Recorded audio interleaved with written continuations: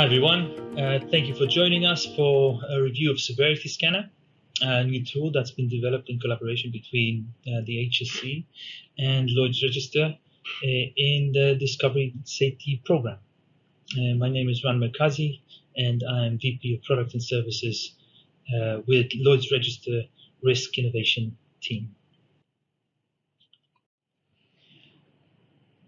Just to give a little bit of background about our interest in risk and safety. So we've been at it for the last 260 years. Today we operate in 78 countries, as Lloyd's Register is, and serve 60,000 clients. In our innovation efforts in the area of safety tech and risk tech, we've launched a safety tech accelerator. We've invested tens of millions of pounds alongside great partners like Intel, the HSC, NUS and Singapore, and a variety of other efforts and partners globally. So I hope it's clear that we are excited and invested in this area of safety tech. This specific challenge was around riddles. For those of you who are unfamiliar, riddles is a class of incidents that are severe enough to require reporting to the regulator. If you don't report riddles, you are exposing yourself as a company to investigation and even litigation and fines. The scale of this goes beyond the UK with similar schemes and regulations globally. For example, OSHA has a similar requirement. And when you zoom into the impact of this on organizations, if organizations are of a sizable volume, they will experience a large volume of incidents coming through. And some of the clients we brought to this project to participate have reported sometimes coming back from the weekend, seeing 150 new reports to review, and the week hasn't even started yet. And that will require from that specific client, I'm quoting, an equivalent of one full-time employee, which is a considerable amount of effort. Can we use AI to help companies stay compliant with a minimum amount of effort? That was our mission and question at the heart of this project. What we managed to develop is an AI engine that automatically identifies these riddle or SIFs, we call them. We've reached through the tool Severity Scanner a very high accuracy of identification, much higher than the human level accuracy, which now stands at around 75% accurate. As you can see on screen, we've reached 94% accuracy. As with any trained AI tool, this is also much faster, with thousands of reports being reviewed in a matter of minutes. And you can compare it with what I described before, the amount of resource that's needed to do that manually.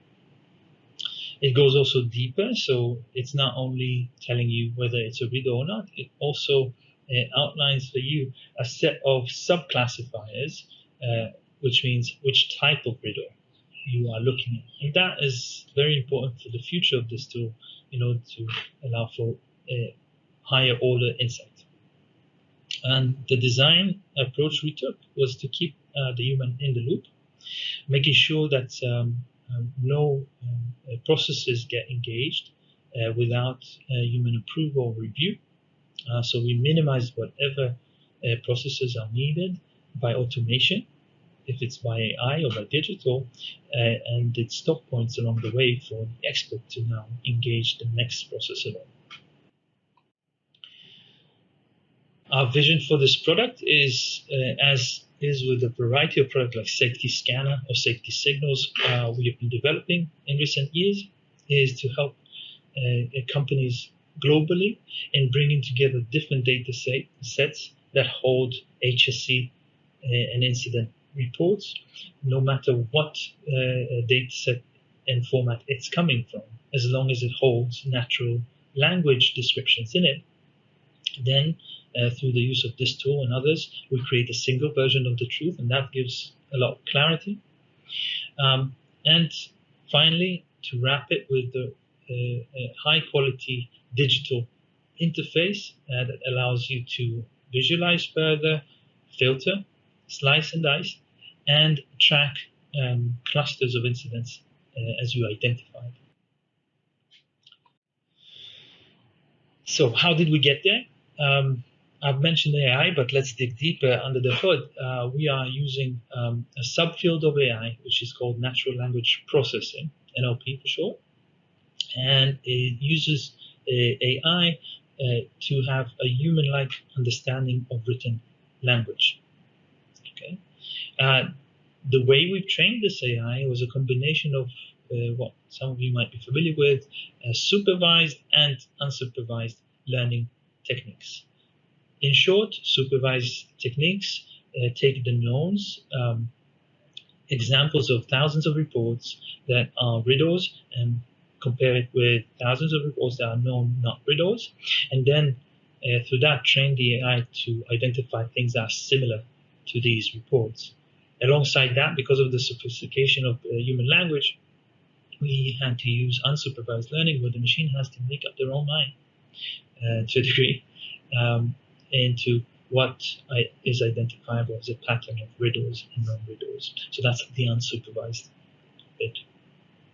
As you can imagine, this takes a lot of data, and we brought a set of clients of ours in the food sector, so we can stay focused and really drive for immediate results. You would recognize some of the names. Mitchell & Butlers is a UK super major hospitality chain, which you probably frequent some of their bars and restaurants. Nando's and Ferrero, and they were great contributors both in data and guidance along the process. And that set of data was combined with the UK's HSC's own riddle dataset to enable the training required. And now that we have a good AI engine that really delivers the results in an accurate manner, where do we go next from here? What are our challenges that we're facing? First one is go beyond the food sector, and this is already showing some good indicators. So in the food sector, we're very accurate in identification of riddles, but a test that we've done on the construction sector data shows that the accuracy keeps up. So we need to do some work to prove that to ourselves, but that's the next step. Although the second challenge for us, although the riddle level, is it a riddle or not, is very accurate, the layers below it are less accurate, and we want to bring those layers up. This is really important for us because this will help us create deal with the next challenge: is how do you really create deeper and more actionable insights with this tool, and that once done right will enable decision making improvement by identifying things like hotspots, precursor indicators, etc. And last but not least, for these tools to be effective over the long term and serve a variety of sectors and a volume of users, we need to create something which is sustainable as well. So from my experience, these tools and products requires continuous maintenance and continuous development in order to stay valuable and useful. So it's up to us as a collaboration team with the HSC and the Discovery and Safety Program to build this into a service or product that has viability in the market. So that's a big challenge for us. And that's what I've got for you today. Thank you for listening in. I hope you enjoyed it. If you have any questions, please reach out. We'll happily help you with any questions. And if you want to get engaged and get involved, that's also an open invite for you to come and join us for this excellent journey into what AI can do for safety. Thank you, everyone.